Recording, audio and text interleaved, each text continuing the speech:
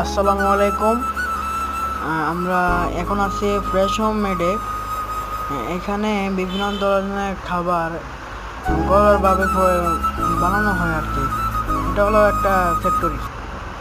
তো দেখেন গাইজ, এই যে সেই বিখ্যাত সেই ফ্রেশ হোম মেড, এখানে মাত্রা খাবার তৈরি করা হইতেছে। এখানে বিভিন্ন ধরনের খাবার তৈরি করা হয়, যেমন বন বিস্কিট, তারপরে এটা সেটা কি কেক। এই যে দেখেন, দেখেন কেক।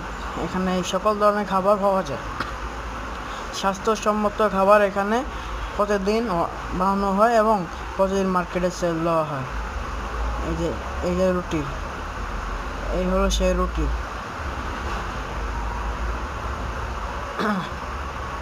এই যে এরা এখন বন প্যাকেট করতেছে। এই যে বন প্যাকেট